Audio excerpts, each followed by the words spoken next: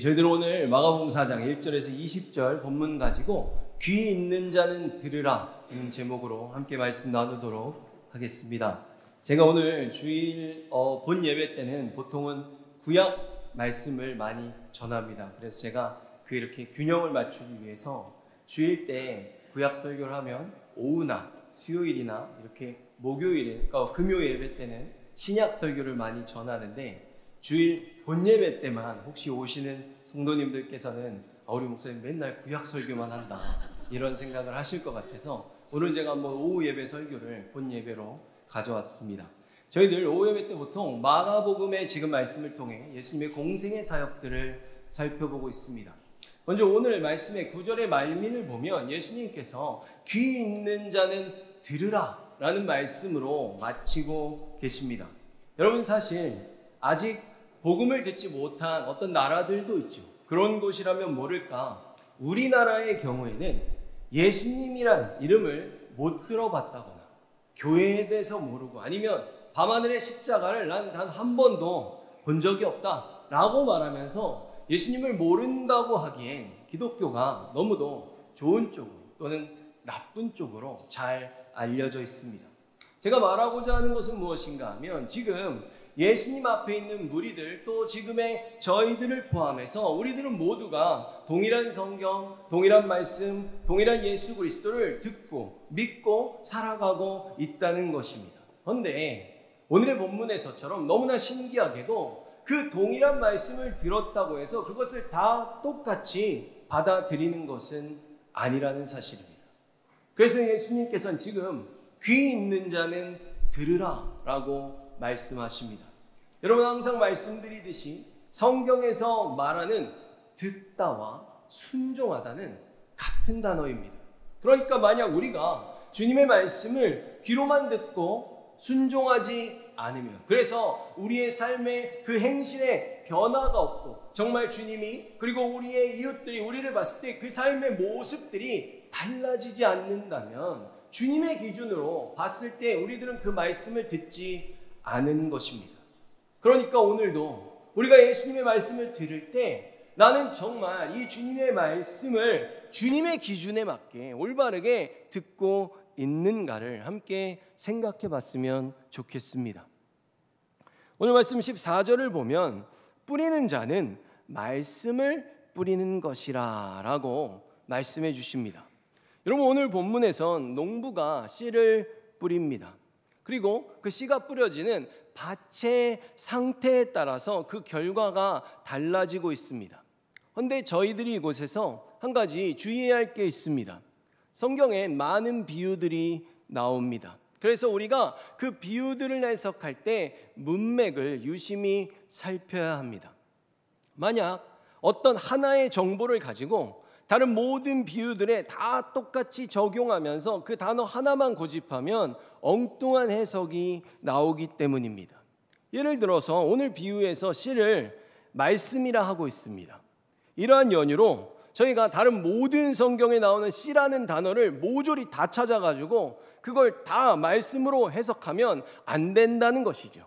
정말 그런지 한번 보겠습니다. 마태복음 13장 31절의 말씀을 보면 또 비유를 들어 이르시되 천국은 마치 사람이 자기 밭에 갖다 심은 겨자씨 한 알 같으니. 아멘. 여러분 지금 말씀 어떻습니까? 겨자씨라는 분명히 씨지만 겨자씨 한 알이 지금 천국이라고 말하고 있습니다. 다르죠? 저희들이 오늘 보는 말씀은 지금 말씀을 씨라고 말하고 있지 않습니까? 또 있습니다. 13장 마태복음 13장 38절을 보면 밭은 세상이요 좋은 씨는 천국의 아들들이요 가라지는 악한 자의 아들들이요. 아멘. 여러분 저희가 보는 오늘 본문에서는 밭을 우리들의 마음으로 보고 있습니다. 근데 지금의 비유는 어떻습니까? 밭을 마음이 아니라 오히려 그 반대인 세상으로 보고 있고 좋은 씨는 말씀이 아니라 천국의 아들들이라고 말하고 있습니다. 어떻습니까? 지금 다른 건 안 보고 딱 세 가지 비유만 봤는데 이곳에서 말하는 씨가 전부 다 다릅니다. 그래서 우리가 어떤 말씀을 해석할 때 똑같이 지금 특별히 이 비유들은 똑같은 단어를 똑같은 의미로 해석해서 여기저기에다가 다 적용하고 끼워다 맞추면 뭐 퍼즐놀이를 하는 것처럼 성경을 풀면 쉽습니다. 뭔가 대단한 걸 깨달은 것 같죠. 뭔가 막 자기가 대단해진 것 같아요. 막 성경이 다 보이는 것 같으니까. 근데 그렇게 풀어내면 안 된다는 것입니다. 좀 더 정확하게 말하면 완전히 틀렸습니다. 이런 행동을 가장 많이 하는 것이 이단들입니다. 그러므로 저희들이 성경을 볼 땐 언제나 그 문맥을 파악해야 됩니다. 그렇다면 오늘 본문으로 다시 돌아가 보겠습니다. 만약 농부가 씨를 뿌리는데 아무리 좋은 씨를 뿌려도 그 씨를 뿌린 땅이 만약 메마른 땅이라면 그 씨앗은 좋은 열매를 맺지 못할 것입니다. 또한 이번엔 반대로 생각해서 땅이 굉장히 비옥하고 좋습니다. 근데 뿌리는 씨앗의 품질이 안 좋다거나 아니면 아예 씨를 안 뿌린다면 그 또한 열매를 맺지 못할 것입니다. 오늘 본문에는 총 4가지의 경우가 나오는데 오늘 본문은 그 씨앗을 예수님의 말씀으로 보고 있기 때문에 뿌리는 그 씨앗, 떨어진 씨앗에는 아무런 문제가 없습니다. 그저 그 각각의 밭의 상태에 따라서 결과가 달라지게 됩니다. 첫째로 길가에 있는 사람은 말씀을 들었지만 마귀가 가서 그들이 믿고 구원을 받지 못하게 하려고 말씀을 그 마음에서 빼앗습니다. 먼저 이들은 기본적으로 믿음이 전혀 없는 사람들입니다. 그래서 이런 대표적인 사람들이 성경에서는 바로 바리새인과 서기관들 그리고 유대의 제사장들입니다. 이들의 마음 상태는 이미 길이 아니라 길가라고 말하고 있지 않습니까? 사단이 그 마음에 얼마든지 접근해서 새가 씨앗을 쪼아 먹듯이 마음대로 먹고 빼앗을 수 있습니다. 왜 그렇습니까? 이들의 마음 속에 세상이 가득 차 있어서 이들의 마음이 이미 사단의 공격 범위 안에 들어 있기 때문입니다. 길가가 지금 설명해 주는 것입니다. 길 밖에 있지요. 이들의 마음은 예수님을 향한 그 믿음이 그 안에 없습니다. 예수님의 말씀을 들었다고는 하지만 예수님을 그리스도로 전혀 받아들이지 않고 결국 아무것도 그들은 듣지 않은 것입니다. 한번 들어보고 자신에게 별로 세상적인 유익이 없을 것 같으면 이런 자들은 가차없이 버립니다. 여러분, 이런 사람들에게 가장 중요한 기준이 무엇입니까? 바로 나입니다. 아무리 하나님의 말씀이라 해도 나를 이롭게 하지 않으면 필요하지 않은 것이죠. 나를 그 중심에 두고 모든 것들을 판단하는 사람들입니다. 여러분, 사단이 이런 사람들로부터 말씀 뺏는 거 정말로 쉽습니다. 그냥 그것만 알려주면 돼요. 네가 정말 저 말씀을 듣게 되면, 받아들이게 되면, 그래서 저런 삶을 살게 되면 네가 이걸 버려야 돼. 너 이거 정말 좋아하잖아, 소중하잖아, 이걸 갖고 행복하다고 느끼잖아. 근데 이거를 다 포기해야 돼 라는 것을 딱 깨닫게만 해주면 그들은 말씀을 절대로 받아들이지 않습니다. 그 다음은 돌짝밭에 떨어진 씨앗입니다. 여러분, 누군가의 영적 상태가 돌밭이라는 것은 이들에게 인간적인 그 가진 심령의 완전한 깨어짐이 없었다는 뜻입니다. 고린도후서 5장 17절을 보면 그러므로 누구든지 그리스도 안에 있으면 새로운 창조입니다. 이전 것들은 지나갔고 보십시오, 새 것들이 와 있습니다. 아멘. 여러분, 지금 이 말씀이 무엇을 말합니까? 우리가 예수님을 구주로 믿고 성령께서 우리 안에 함께 하시면 우리들 안에 있는 그 옛사람의 심성이 완전히 깨어지고 이제 새로운 마음으로 우리는 다시 세워져 가게 됩니다. 그런데 지금 성경은 그 마음을 얕은 돌밭이라고 말합니다. 부서지되 조금만 깨어진 것이죠. 바위가 부서져서 가루가 되고 그것이 흙먼지가 돼서 흙이 돼야 되는데 밑에 큰 바위는 그대로 있고 조금만 깨져서 요만큼만 돌밭으로 지금 흙으로 존재하고 있는 것입니다. 무슨 뜻입니까? 이들은 겉으로만 신앙인입니다.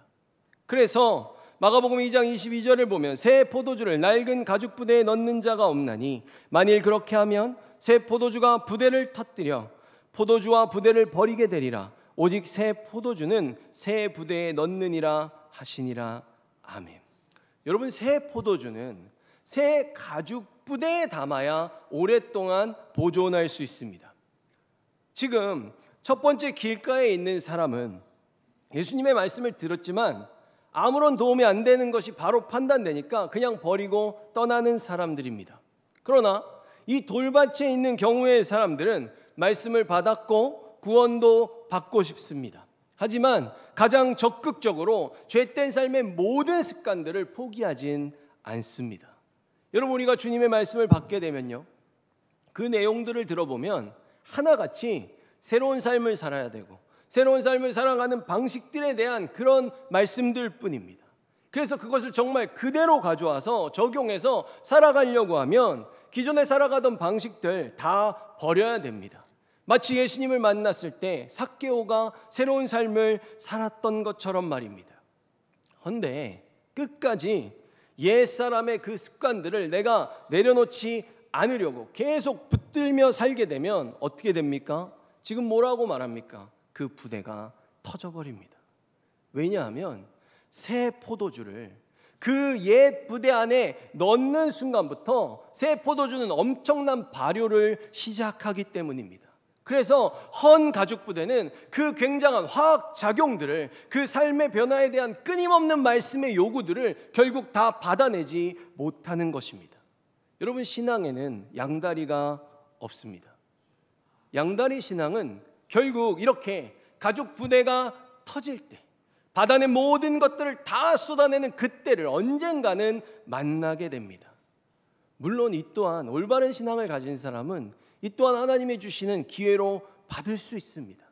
내가 정말 지금이라도 다 버릴 것인지, 아니면 정말 그렇게까지는 도저히 못하겠어서 예전의 자리를 다시 지키고 그곳으로 돌아갈 것인지 말입니다. 여러분, 이들에게는 신앙의 확신이 있습니다.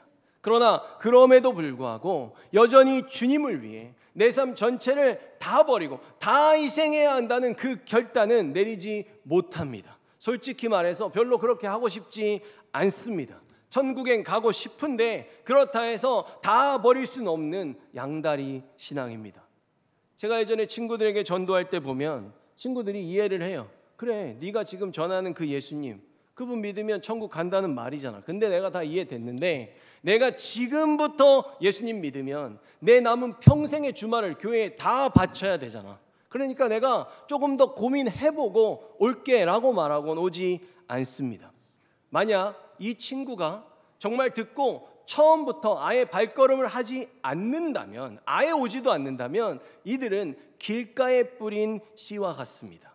그런데 만약 조금 다니다가 예수님이 구세주란 사실도 알고 부르심에 대한 어떤 기쁨도 느끼고 말씀의 달콤함도 그들이 갖습니다. 그런데 어느 날 갑자기 이렇게는 계속은 못하겠다며, 도저히 못하겠다며 다시 놀러 다니기 시작합니다.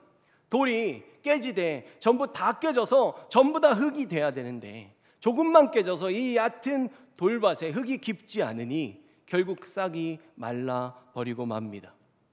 저는 이런 모습을 심지어 우리들 예수님의 제자들로부터도 보게 됩니다. 여러분, 예수님의 제자들 중 누가 있습니까? 가룟 유다 있지 않습니까? 가룟 유다도 3년 반 동안 예수님 따라 다닌 겁니다. 십자가 직전에 예수님 팔잖아요. 가룟 유다도 아마 고생이란 고생은 다 했을 겁니다. 왜 그렇습니까? 가룟 유다는 예수님이 메시아라는 걸 알았기 때문입니다. 그러나 그의 안에는 여전히 돌 같은 마음이 있었습니다. 예수님을 이용해서 성공해 보려는 태도였습니다. 예수님이 메시아가 되면 세상 권세 한 자리씩 갖고 나도 그때 부와 명예 다 누려보려고 했는데 그가 예수님을 보니까 십자가를 지시기 전에 예수님 진짜로 그냥 죽으려고 하는 그 마음이 그에게 보였습니다. 그는 그때 확신이 서자 예수님을 팝니다. 은 30이라도 그런 세상의 그 적은 유익이라도 얻어보려는 그 마음을 드러낸 것입니다. 여러분, 정말 버리려면 다 버려야 되는데 무슨 교회에서 얻은 직분이 벼슬이나 되는 줄로 생각하는 사람들도 있고 내가 교회에서 섬기는 일을 할 때 그것이 마치 무슨 세상 직업 중 하나라고 생각하며 명성을 쫓거나 때로는 부와 명예를 원하는 사람들이 있습니다. 그러니까 신앙생활을 하다가 그런 생각이 드는 것이죠. 정말 여기까지 내려가야 되나? 정말 내가 이것까지 해야 되나? 이런 것도 하나님 일인가? 라는 그런 마음이 들면 결국 그 자리를 저버리는 것입니다. 여러분, 돌밭의 신앙은 여전히 내가 포기하지 못하는 그 한 가지를 끝까지 내려놓지 않는 그 신앙의 모습입니다. 근데 내가 볼 땐 한 가지인 것 같죠. 그러나 오늘 말씀이 어떻게 말합니까? 내가 놓지 않는 그 한 가지가 하나님이 보실 땐 주님 앞에서 큰 바위 같은 장애물로 작용한다는 것입니다. 여러분, 이런 사람들에게는 그들 나름의 다양한 신앙의 기준과 핑계들이 있습니다. 근데 그것마저도 내려놓아야 되는 그 순간을 하나님이 만나게 하시면 결국 그 자리를 떠나는 것입니다. 여러분, 이스라엘 백성들 광야로 나갈 때 그들이 무엇을 바랬을까요? 여러분 같으면 애굽에서 광야로 나갈 때 무엇을 기대하실 것 같습니까? 그래서 그들이 정말 기대하는 걸 다 받았을까요? 온전한 신자는 나의 삶이 지금까지 내가 살아왔지만 그 하나님을 만나고 하나님의 계획이 우리들의 삶을 만났을 때 그때 주님께서 내가 이젠 다 내려놔야 되는구나. 주님이 나를 인도하실 때 그 길은 내가 알 수 없구나. 내가 원하는 곳으로 가는 것이 아니구나 라는 생각을 우리가 가질 수 있어야 합니다. 내가 품고 있는 계획, 그것이 어떤 기준인지는 모르겠으나 하나님의 역사의 기준을 내 것을 안 버리고 자꾸 거기다 끼워 맞추고 또 끼워 맞추려고 하면 결국 터지는 것은 내 가죽 부대입니다.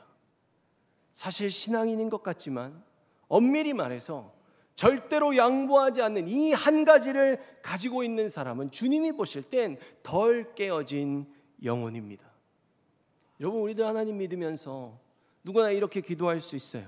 마태복음 7장 7절에서 8절을 보면 구하라 그리하면 너희에게 주실 것이요 찾으라 그리하면 찾아낼 것이요 문을 두드리라 그리하면 너희에게 열릴 것이니 구하는 이마다 받을 것이요 찾는 이는 찾아낼 것이요 두드리는 이에게는 열릴 것이니라. 아멘. 근데 여러분, 이런 기도를 하는 우리 신자들이 꼭 기억해야 하는 성경 구절이 하나 더 있습니다. 무엇입니까? 야고보서 4장 2절에서 3절 말씀입니다. 너희는 욕심을 내어도 얻지 못하여 살인하며 시기하여도 능히 취하지 못함으로 다투고 싸우는도다. 너희가 얻지 못함은 구하지 아니하기 때문이요 구하여도 받지 못함은 정욕으로 쓰려고 잘못 구하기 때문이라. 아멘. 여러분, 우리가 무엇을 구하기 전에 가장 먼저 그것이 누구를 위한 것인지 가늠해 봐야 됩니다. 그리고 우리가 가늠하고 나서 기도를 시작했다고 할지라도 우리가 계속 기도를 하고 이것은 분명히 하나님을 위한 것이라고 확신하고 기도함에도 불구하고 계속해서 응답이 되지 않으면 우리는 또 생각하고 또 헤아려 봐야 됩니다. 정말 100의 1이라도 그것이 나를 위한 것은 아닌지 말입니다. 그 다음엔 가시떨기에 떨어진 말씀입니다. 아마도 이것이 현대 교회 안에 가장 많은 숫자를 차지하는 교인들의 모습이 아닐까라는 생각을 해봅니다. 이 세상에 두 발을 딛고 우리가 그 불신자들과 함께 세상에서 살아가다 보면 수많은 기준들을 보게 되고 수많은 말들을 듣게 되지 않습니까? 그러면 그 세상 속에서 살아가다가 나도 모르는 사이에 우리들의 귀가 얇아질 때가 있습니다. 이미 예수님도 만났고 신앙도 갖고 있습니다. 이들에게 있어서 두 번째 그 바위의 신앙과 이들이 다른 점은 무엇인가 하면 바위의 신앙은 결국 한 가지가 타협한데 떠나지만 이들은 끝까지 자리를 지킨다는 것입니다. 여러분, 바위의 신앙은 결국 나의 기준, 그것이 끝까지 하나님의 기준과 맞춰지지 않으면 자리를 떠나죠. 하지만 이 가시밭의 신앙은 계속해서 자리를 지킵니다. 그래서 계속해서 뭔가 하는 것 같고 더 열심을 내는 것 같은데 열매가 자꾸만 다 간 것 같은데 맺히지 않습니다. 이들은 자신의 땅에 같이 들어있는 그 가시나무를 뿌리째 뽑아내야 되는데, 그래야만 그 다음 단계로 넘어갈 수 있는데, 살아가면서 자꾸 내 눈에 세상의 선악과들이 보여집니다. 분명히 말씀을 들어서 어떻게 살아야 하는지 머리로는 압니다. 그런데 그렇게 하지 않음으로써 때로는 죄책감도 느낍니다. 하지만 이 세상의 소망, 내가 하고자 하는 것, 내가 유익하다고 여기는 것, 그것들에 대한 어떤 고민들 때문에 결국 행하지 않아서 결실이 없습니다. 대부분의 이런 성도들은 끊임없이 계산합니다. 어떤 계산을 하냐 하면, 어디까지 해야 하나님이 나를 밀어내지 않으실까? 내가 어느 정도까지 해야 사람들의 눈에 신앙이 없는 사람으로 비춰지지 않을까를 계속해서 계산합니다. 자리를 지키는 것 같고 섬기는 것 같은데 무엇을 하던 하나님께 백을 드리진 않습니다. 그것이 헌신이든 또 헌금이든 끊임없이 그 적정선을 계산해서 나에게 죄책감이 느껴지지 않는 그 선까지만 행하기 원하기 때문입니다. 말씀대로 행하며 살아가는 건 알고 있는데, 그렇게 해야 되는 거 알고 있는데, 막상 정말 거기까지 하면 내 삶이 너무 몸이 건조하고 식상할 것 같아서 모든 걸 다 끊어내진 않습니다. 여러분, 이런 사람들이 제일 잘하는 것이 핑계대는 겁니다. 누구 때문에? 직장 때문에, 환경 때문에, 자녀 때문에, 때로는 부모님 때문에, 종종 친구 때문에 등등등, 그 모든 핑계에서 항상 나만 빼고 다 핑계거리가 될 수 있습니다. 하나님께서 보실 땐 여러분, 이들이 너무나 불쌍한 것이 무엇인지 아십니까? 지금 첫 번째 사람들 어떻습니까? 말씀 들었을 때 그 마음에 안 들어서 그냥 밖으로 나갔어요. 그 사람들은 그래도 마음껏 놀기라도 해봤죠. 두 번째 사람들 어떻습니까? 조금 열심을 냈습니다. 그러다가 포기했어요. 이 사람들도 그래도 어느 정도는 괜찮을 것 같아요. 하고 싶은 대로 했으니까. 근데 이 세 번째 사람들 어떻습니까? 열심히 헌신했습니다. 봉사했습니다. 세상의 소리를 들어서 자꾸 마음이 생기니까 그것들을 다 버리지 못했습니다. 근데 문제는 지금 성경이 첫 번째, 두 번째, 그리고 심지어는 세 번째 사람까지도 열매가 없다고 말하고 있는 것입니다. 여러분, 어찌 보면 첫 번째 사람들 덜 억울할 수 있습니다. 두 번째, 조금 양보했다가 나간 사람들 조금 더 억울할 수 있겠죠. 그러나 세 번째 사람들은 정말로 많이 억울하지 않겠습니까? 그래도 내가 다 끊어내지 못했어도 내 나름대로는 헌신했고 기도도 하고 봉사와 헌금도 했는데 나에게 열매가 없다는 사실, 혹시 하나님 앞에 갔는데 하나님이 넌 열매가 없어 라고 말하면 우리들 얼마나 억울하겠느냐는 것입니다. 그런데 여러분, 제가 신앙생활을 해보면 제가 목회자지만 저도 사람이니까 무언가에 혹할 때가 있지 않겠습니까? 그런데 저는 이런 생각이 들 때마다 스스로에게 이런 말을 합니다. 하나님은 완전하십니다. 그리고 내가 믿는 하나님 바보가 아닙니다. 그 주님께서는 너희는 내가 거룩하니 너희도 거룩하라고 말씀하셨습니다. 여러분, 이 말씀이 어떻습니까? 거룩하라고 하셨죠. 명령입니다. 하고 싶으면 하고 말고 싶으면 하지 말라는 말씀이 아닙니다. 한마디로 이것은 우리가 하나님을 속이려 들면 안 된다는 것이죠. 여러분, 하나님이 우리한테 하나님 완전하시니까, 전지전능하시니까 100을 하라고 말하면 80이라도 할 걸 아셔서 100을 던지는 걸까요? 하나님은 장사꾼이 아닙니다. 여러분, 우리에게 예수님은 당신의 생명을 주셨습니다. 만약에 예수님께서 우리처럼 100의 1이라도 당신을 위하는 마음이 있었다면 다른 건 다 줄지 몰라도 생명은 줄 수 없었을 것입니다. 근데 우리들 그 사랑은 다 받았잖아요. 받고 싶어 하죠. 그거 받았고 딴 거 더 받고 싶어 하잖아요. 근데 그럼에도 불구하고 내 것은 100은 드리지 않겠다고 끊임없이 그것을 계산하고 있으면 그냥 딱 입장 바꿔서 여러분이 하나님이면 어떻게 하시겠습니까? 여러분이 하나님이면 어떻게 하시겠어요?